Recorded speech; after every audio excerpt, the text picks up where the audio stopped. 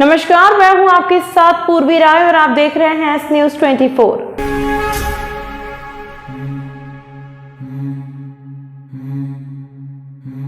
उज्जैन के आगर रोड पर नगर पालिका निगम ने एक नवीन पेट्रोल पंप का आज से शुभारंभ कर दिया है। शुभारंभ के अवसर पर महापौर मुकेश टटवाल, विधायक पारस जैन व नगर निगम के अधिकारी मुख्य रूप से मौजूद रहे। महापौर मुकेश टटवाल ने जानकारी देते हुए बताया कि आगर रोड पर नवीन पेट्रोल पंप का शुभारंभ आज से किया गया है। इस पेट्रोल पंप पर 5 मशीनें लगाई गई हैं, जो शुद्ध और अच्छा पेट्रोल शहर की जनता को उपलब्ध करवाएगी। इस पेट्रोल पंप का संचालन नगर निगम के कर्मचारियों द्वारा किया जाएगा। ये भारतीय हमारे उज्जैन नगर पालिका निगम द्वारा यह पेट्रोल पंप का हम संचालन करने जा रहे हैं। तो इसमें हम सारे नागरिकों को, साथ ही हमारे नगर निगम सारे वाहनों को शुद्ध और अच्छा और समय पर सुविधाएं मिले, पेट्रोल मिले, डीजल मिले, इसको लेकर के हम जनता की सुविधा के लिए हमने केंद्र का प्रारंभ किया है। किसके द्वारा संचालित किया जाएगा पूरा ये? नगर पालिका निगम द्वारा संचालित किया जाएगा। कितने पेट्रोल पंप लगाया गया है? कितनी सुविधा दी जाएगी?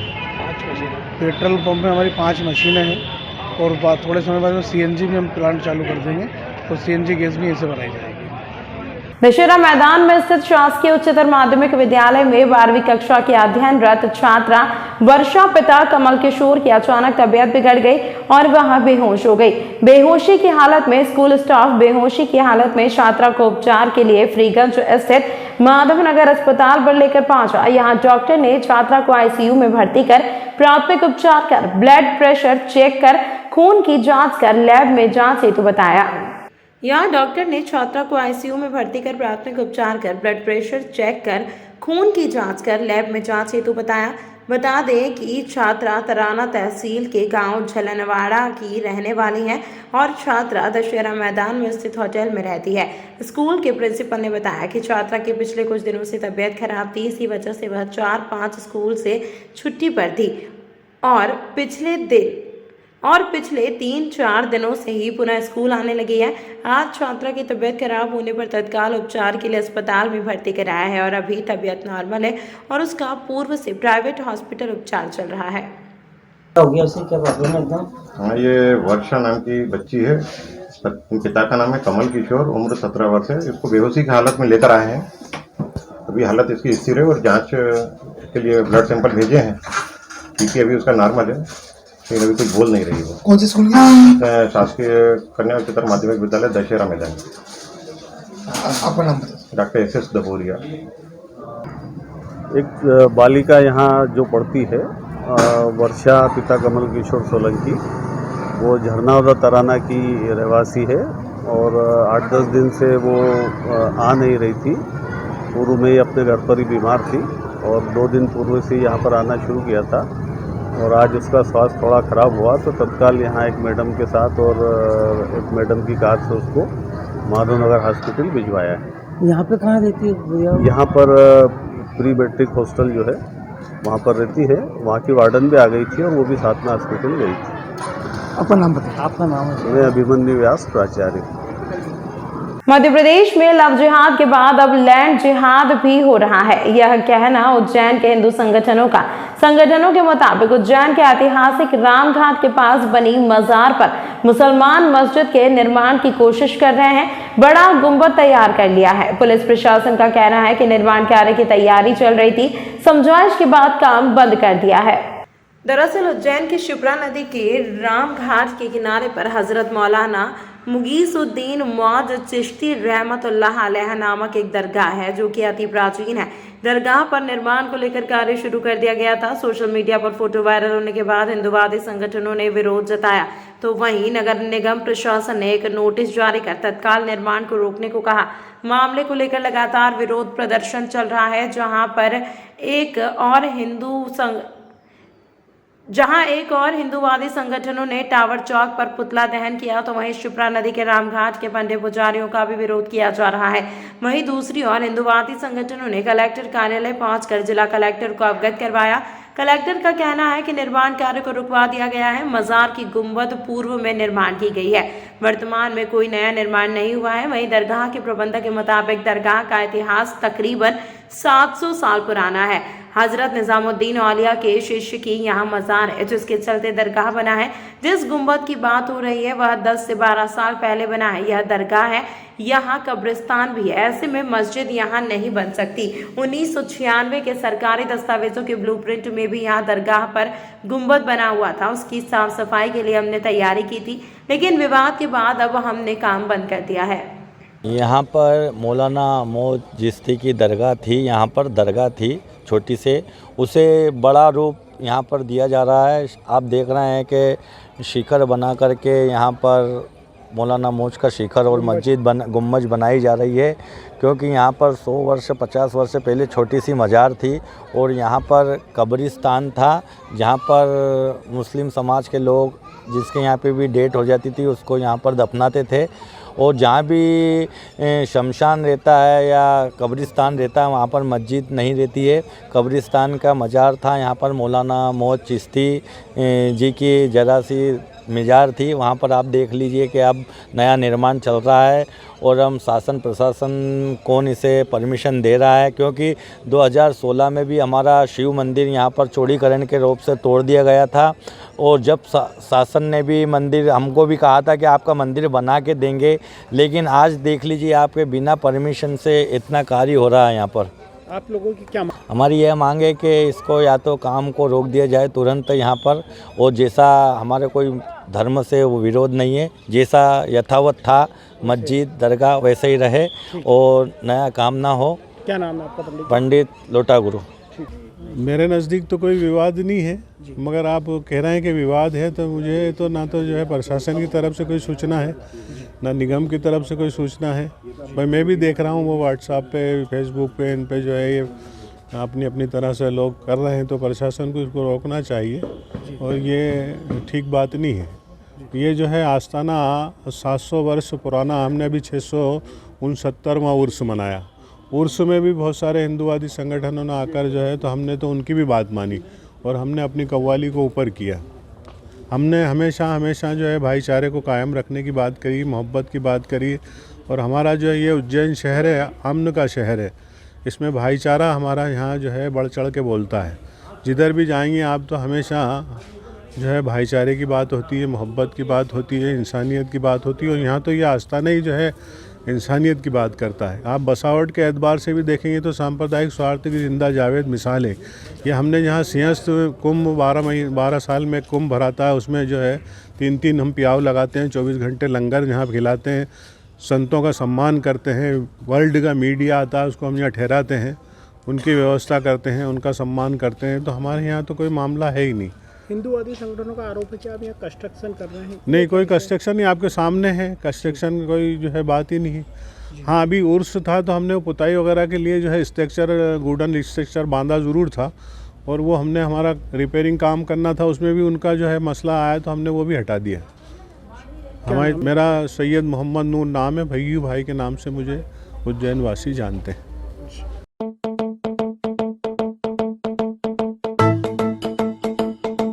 रुको भक्त।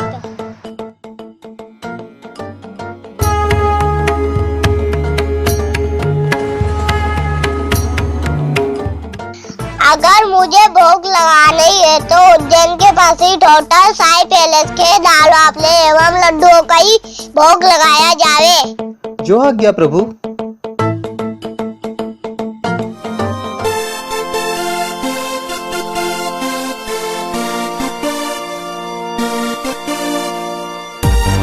भक्त और भगवान की पहली पसंद उज्जैन के प्रसिद्ध होटल साई पैलेस के दाल बाफले एवं लड्डू, जो देते हैं आपको एक ऐसा स्वाद जो आपको रहे हर पल याद।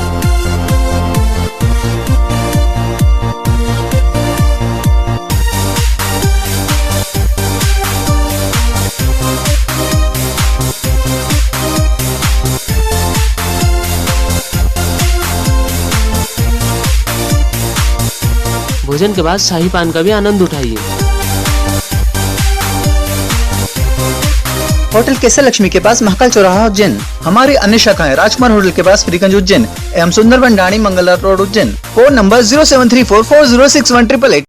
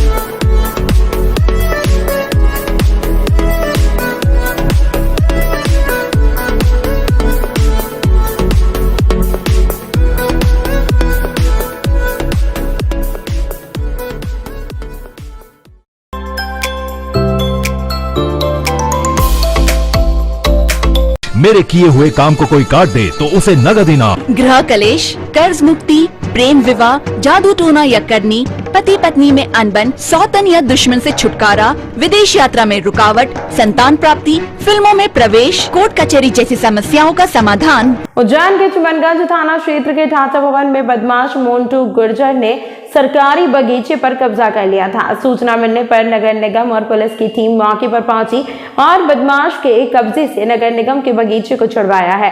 सीएसपी ओम प्रकाश मिश्रा ने जानकारी देते हुए बताया कि हिस्ट्री शीटर बदमाश मोन्टू गुर्जर ने सरकारी बगीचे पर कब्जा कर अस्थायी शेड बना लिया था, जिसे तोड़ने की कार्रवाई नगर निगम द्वारा की गई है। इस दौरान बड़ी संख्या में पुलिस बल मौजूद रहा।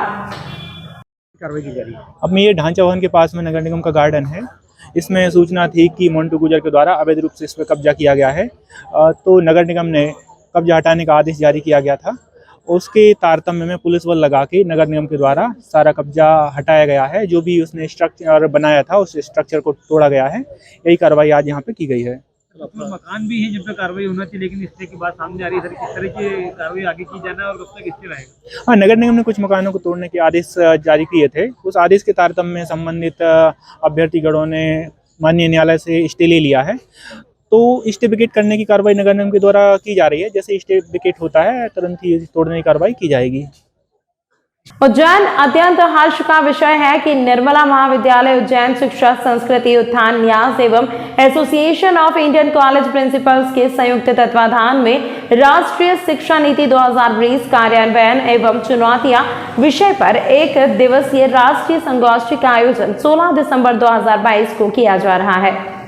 इस राष्ट्रीय संगोष्ठी के शुभारंभ में माननीय डॉक्टर मोहन यादव उच्च शिक्षा मंत्री मध्य प्रदेश शासन मुख्य अतिथि एवं डॉक्टर अखिलेश कुमार पांडे कुलपति विक्रम विश्वविद्यालय उज्जैन, प्रोफेसर विजय कुमार सीजी कुलपति महर्षि पाणिनि संस्कृत वैदिक विश्वविद्यालय उज्जैन विशिष्ट अतिथि रहेंगे एवं इस राष्ट्रीय संगोष्ठी की अध्यक्षता उज्जैन कैथोलिक धर्म प्रांत के धर्मगुरु डॉक्टर सेबेस्टियन वडक्कल करेंगे। इस राष्ट्रीय संगोष्ठी में मुख्य वक्ता के रूप में प्रोफेसर रविंद्र रामचंद्र कन्हेरे, निदेशक प्रवेश व शुल्क नियामक समिति मध्य प्रदेश नीति व्यवसायिक शिक्षण संस्था भोपाल मध्य प्रदेश, श्री अशोक जी कडेल, निदेशक हिंदी ग्रंथ अकेडमी भोपाल, प्रोफेसर अर्पण भारद्वाज अतिथि अतिरिक्त संचालक उच्च शिक्षा विभाग उज्जैन। यह राष्ट्रीय संगोष्ठी शिक्षा नीति के सभी आधार स्तंभों को स्पर्श करती हुई नए कीर्तिमान स्थापित करेगी एवं राष्ट्र निर्माण में अपनी महती भूमिका का निर्वहन करेगी।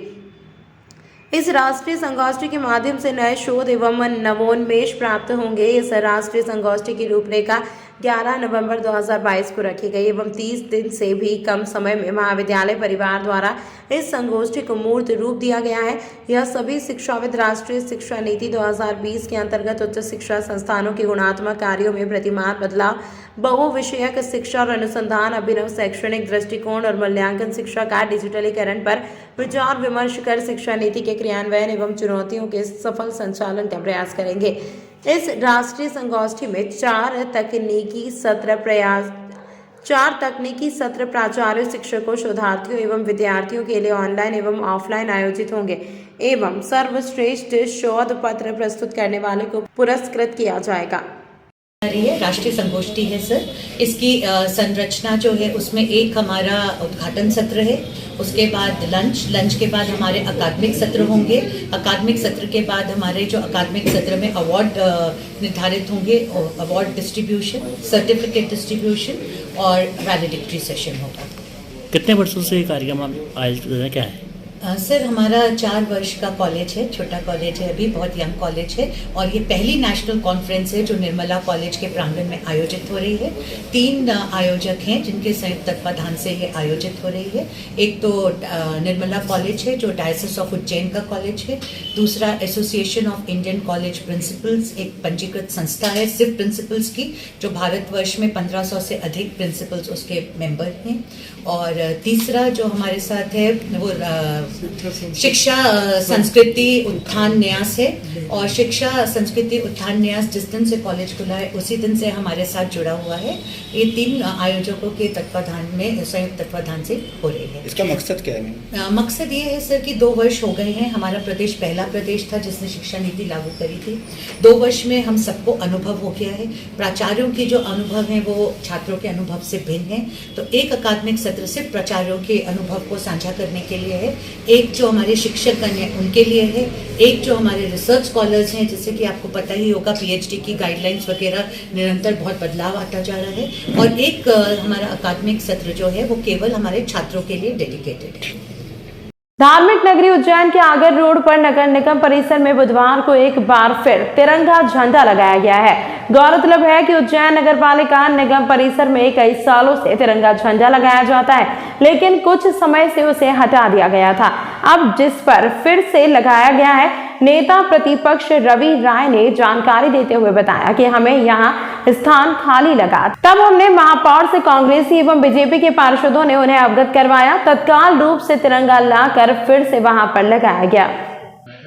नहीं, तिरंगा यहाँ पे काफ़ी समय से स्थापित था। बड़ा एक ध्वज लगा था। जिस प्रकार पूरे देश में राष्ट्रीय ध्वजों को बड़े स्तर पर लगाने का पूरा काम चलता है, उसी रूप में यहाँ पर झंडा स्थापित किया गया था। परंतु कुछ दिनों से ये ध्वज यहाँ से हटा लिया गया था। हटाने के बहुत सारे कारण हो सकते हैं, वो संज्ञान में नहीं है। पर हम सब लोगों ने जब स्टैंड पोस्ट को खाली देखा, फ्लैग पोस्ट को स्टैंड को खाली देखा, तो हम लोगों ने यहाँ के निगम के अधिकारियों से बात की और उसमें सभी पक्ष विपक्ष के कांग्रेस और बीजेपी के पार्षदों ने बात की थी और तत्काल उस झंडे को ध्वज को ला करके वापस पुनः स्थापित किया गया है। और निश्चित रूप से आने वाले समय के लिए भी बात की गई है कि ये राष्ट्रीय ध्वज हमारे आन बान और शान का प्रतीक है। इसमें किसी प्रकार की कभी कमी नहीं आना चाहिए, कभी उतारना नहीं चाहिए इसको। और जब भारत सरकार ने सर्कुलर जारी किया हुआ है कि अब राष्ट्रीय ध्वज 24 घंटे ही फहरा सकते हैं, तो निश्चित रूप से उसकी सुरक्षा की सारी व्यवस्था भी करना चाहिए और एक्स्ट्रा व्यवस्था भी करके रखना चाहिए ताकि स्टैंड पोस्ट हमारा खाली नहीं रहे। जब स्टैंड पोस्ट खाली होता है तो शहर में विभिन्न प्रकार की बातें उठती है। विभिन्न समाचार चैनलों के माध्यम से भी हमको संज्ञान में लाया गया था। आने वाले समय के लिए व्यवस्था की गई है कि एक एक्स्ट्रा ध्वज यहाँ पर ला के रखा जाए और अगर जब भी कोई ऐसी स्थिति आती है कि कोई निश्चित रूप से ध्वज कपड़े का होता है और कई प्रकार की बारिश है, धूप है, हवा और ज़्यादा तेज़ हवा और कोई तूफान जैसी स्थिति बनती है तो ध्वज को कहीं ना कहीं क्षति पहुँचती है। तो आने वाले समय के लिए भी प्रयास किए गए हैं कि एक्स्ट्रा ध्वज यहाँ पर रहे और हम सब लोग इस सब बातों का ध्यान रखेंगे। जय हिंद। विश्व प्रसिद्ध महाकालेश्वर मंदिर में बड़ी संख्या में श्रद्धालु बाबा महाकाल के दर्शन लाभ लेने पहुंच रहे हैं। इसी के चलते महाकाल के उप मुख्यमंत्री देवेंद्र फडणवीस ने भी बाबा महाकाल का दर्शन लाभ लिया। बता दें कि उप मुख्यमंत्री ने गर्भगृह से भगवान महाकाल का विशेष पूजन किया। साथ ही मीडिया से चर्चा में उप मुख्यमंत्री ने बताया कि मैं हर बार बाबा महाकाल के दर्शन करने आता हूं। इसी दौरान बाबा के दर्शन लाभ लिए। इस दौरान कई भारतीय जनता पार्टी के नेता मुख्य रूप से मौजूद रहे। मैं तो बहुत सालों से यहाँ आता हूँ और बाबा महाकाल जो है ये तो असीम ऊर्जा के अधिपति है। थोड़ी ऊर्जा उनसे हम भी प्राप्त कर लेते हैं, एक नई ऊर्जा की अनुभूति लेकर जाते हैं और सभी के लिए प्रार्थना भी करते हैं, सभी के लिए आशीर्वाद भी मांगते हैं। सर, अमूमन देखा जाता है कोई भी फिल्म सेलिब्रिटी होती है तो फिल्म प्रमोशन के लिए देवी स्थानों पर जाते हैं, देवी दर्शन करते हैं, पूजा अर्चना करते। ऐसा ही वीडियो शाहरुख खान का भी आया, माता वैष्णो देवी के दर्शन कर रहे हैं, उसको लेकर क्या कहेंगे? बहुत अच्छी बात है। देखिए, श्रद्धा किसी की भी हो सकती है और अगर वो श्रद्धा से वहाँ गए हैं तो उसमें बहुत अच्छी बात है, क्योंकि देखिए व्यक्ति को ये लगता है ना कि अपनी सफलता के लिए जहाँ ऊर्जा है वहाँ से आशीर्वाद मिले, तो अगर वहाँ वो गए तो बहुत अच्छी बात है। लेकिन इस पर बीजेपी ने विरोध दर्ज कराया है, बीजेपी के विधायक सामने खुलकर आते। नहीं, मुझे नहीं पता किसी ने विरोध किया होगा तो मैं नहीं जानता हूँ, लेकिन मेरा मानना है कोई भी कहीं पर भी अगर आशीर्वाद लेने जाता है तो जाए। राज्यपाल महोदय का विवाद चल रहा है महाराष्ट्र। देखिए, मैं इस पे बोलने नहीं वाला हूँ। आप ऐसी जगह मेरे से ऐसी बात। तमाम महत्वपूर्ण खबरों के लिए देखते रहिए एस न्यूज 24।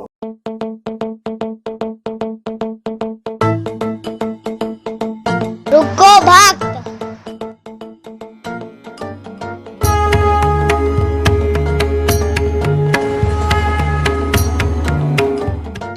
अगर मुझे भोग लगाना ही है तो उज्जैन के पास ही होटल साई पैलेस के दाल बाफले एवं लड्डुओं का ही भोग लगाया जावे। जो आज्ञा प्रभु।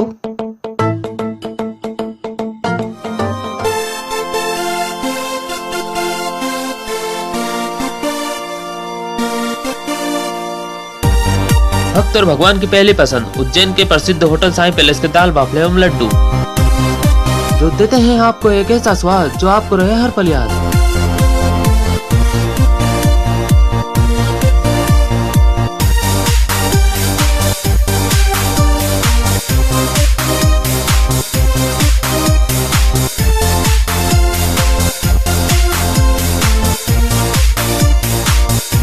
भोजन के बाद शाही पान का भी आनंद उठाइए। होटल केसर लक्ष्मी के पास महाकाल चौराहा उज्जैन। हमारी अन्य शाखाएं राजकुमार होटल के पास फ्रीगंज उज्जैन एवं सुंदरबन डाणी Mangla road Ujjain. Phone number 0734406188।